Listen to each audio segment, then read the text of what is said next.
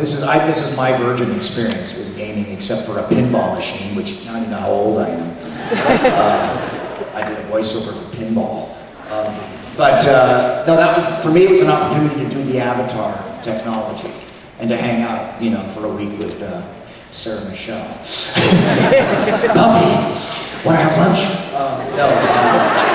It was just, you know, the great Danny Trejo and Michael Rooker. But, you know, it was pretty surreal because the three of us, you know, with our ponchos in tights and little lights all over us, you know. Sarah looked great in tights, but the other three of us were a little long in the tooth for that. But it was real interesting to me because I've done, you know, everybody up here has done tons of effects over the years. And we both go back to when they were a little more primitive than they are now. And this was a chance for me to really use the sort of state-of-the-art stuff that they did with Avatar and get myself familiar with it, you know. Because my green screen experiences and this stuff are a little bit old school compared to what they're doing today. So that was really fun for me. I learned a lot on it. And please, please, choose me as your avatar. Thank you. This question's for Robert. I just wanted to ask you what it was like being on the set of Supernatural. Oh, Supernatural. Well, that was great. I didn't take my wife up to Canada for Supernatural because she has a crush on both those boys. I left her at home and just hung out in Vancouver, where one of our favorite towns, right? I mean, Lance was up there forever on Millennium. It's just a great, great town for actors to work in, you know, and that's always an attraction when you get invited up to Canada to work. And I may come back. I think I have some backstory with the boy's father. I'm sort of a backroom doctor, without bringing up what that really means, you know. But I do know how to put the boys out so they can kind of cross over if they need to. Yeah, it was fun working on it. My old V producer, Robert Singer, is the producer of that show. I think maybe he figured I needed to work again and get some money for my health and welfare with Screen Actors Guild. But he sent out I love to go on jobs so I don't have to read and audition.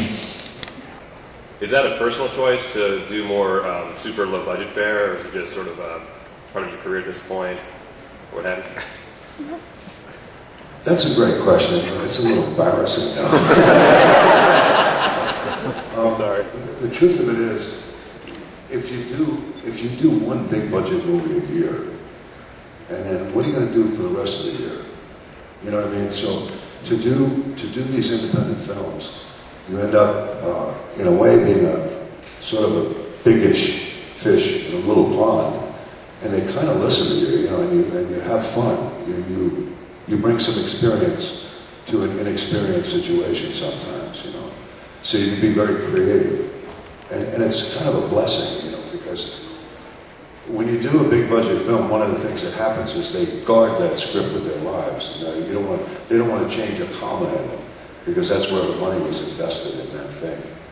And so your range of activity as an actor is narrowed.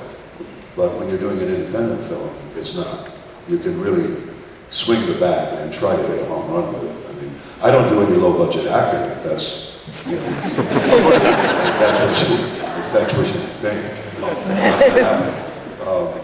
But I'm in situations that are very experimental. So, and I didn't make all those big movies. I was just in them. You know? So I'm humbled by that. I mean, I've been fortunate to be in a lot of good things and work with a lot of good people. Robert and I did an independent film recently. It's called Good Day for It, where him and I were part of a gang in Pennsylvania up in the Pocono Mountains. And we were really, and it came out, and it probably will go to DVD. It didn't have a lot of backing for, you know, for a release. Die, Christine.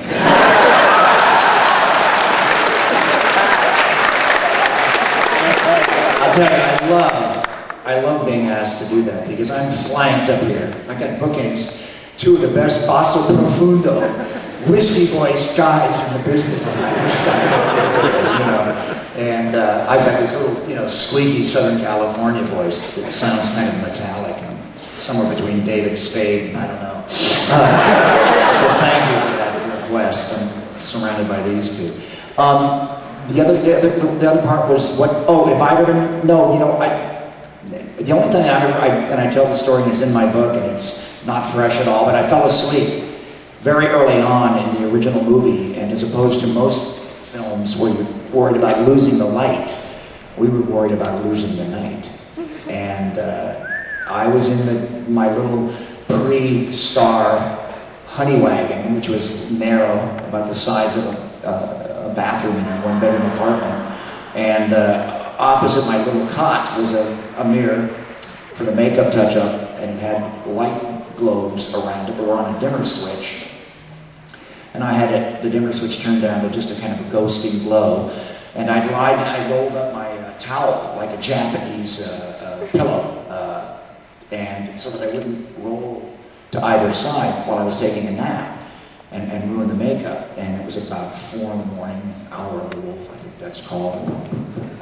Mr. Englund, the second AD was, we're gonna try to get this shot. And I swung up out of the cot and I looked, and there, in the deep perspective of the makeup mirror, in the ghosting light of the makeup bulbs, was this old, bald, shiny, bloody, disfigured man.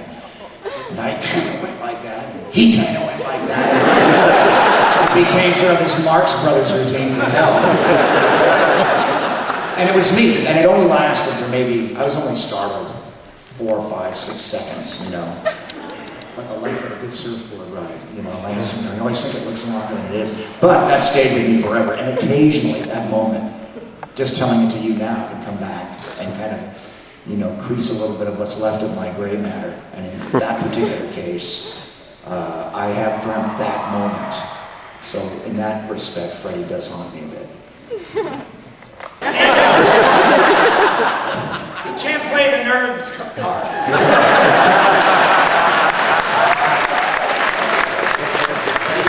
Girls until I was in college. Come on, I couldn't even get it out of my mouth. Do you want to have it? Date? I still find new stuff. So that's my favorite kill in A Nightmare, which I think is what your question is. You know, we were talking earlier about, you know, did Freddie become too much of a vaudevillian, you know, and did we step over the line from cruel clown to stand-up comic or camp. And yeah, I mean, in part 6 we intended to do that, but there were other moments in other films where we probably did stray over that line. But, you know, I was trying to kind of, you know, get Freddie back to his sort of cruel, politically incorrect cruelty in part 6. And I think when he sort of turns up, pumps up the volume on the young boy with the hearing aid, I think that's my favorite part. You can hear a pin drop.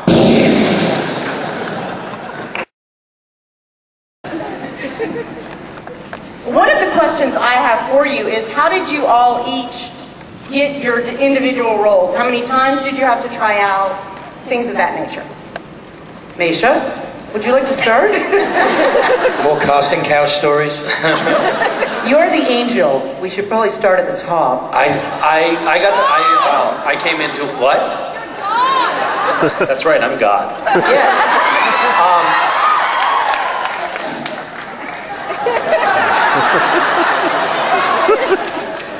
Not what I remember. I came in and auditioned for Eric Kripke. He's the guy that works on the show. And Did you get that role? I did, actually. Playing Eric? No. The English and their grammar. The role was for a demon, and I did a very good job. It was almost at Chris Heiderall kind of level of demon work. And then they said, no, it's actually an angel. We're introducing an angel to the show, but we wanted to keep it a secret. We didn't want anyone to know that we were even auditioning an angel. So do it again, but do it like an angel. And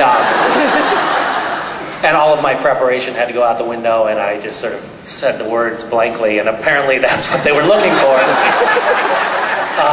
Because they cast me. No, Parallel universe. Easy. 2 solutions right there. If I came back as like as a resurrection, or if I came back as a bad guy, or I came back in a different body, it'd be different. But because they've already brought me back as a parallel universe, I think I'm hooped. What about a perpendicular universe? You know what, Misha? I didn't think about that. Could you talk to Cast member someone on that about show that? when I was in Vancouver. And the tough thing about getting a role on an American series is often they bring the actors up from the States. They don't think for some reason that we can act. A lot of people in LA, shut up, guys. Sorry, no, the shoe fits. He's still talking.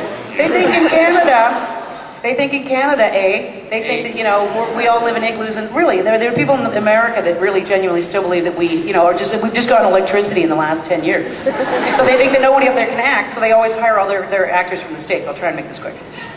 So I show up for this, and they're looking for they're looking for a tough, in-your-face broad, and they always kind of bring in some Canadian actors from Vancouver that kind of just obligatorily go, okay, set up a casting session in Vancouver, bring some obnoxious women in. We'll go, yeah, thank you very much, that was great. Thank you very much, that was great, and we'll send them on their merry way. But this is how I get them. This is how I got the 4400 too. Because I have the voice that I do, and I have the boobs that I do, and I have the personality. Come on, they're pretty big, and they're mine.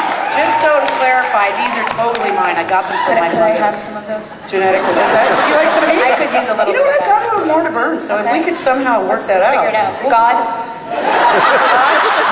Angel? Because I don't need all of this. It's a lot. We'll get Julie. We'll talk about that later. Go back to your room. All the boys want to be in for that one. Anyway. You do realize I'm running hell right now. I'm much more likely to grant boobs than anyone else. Then Julie, talk to him.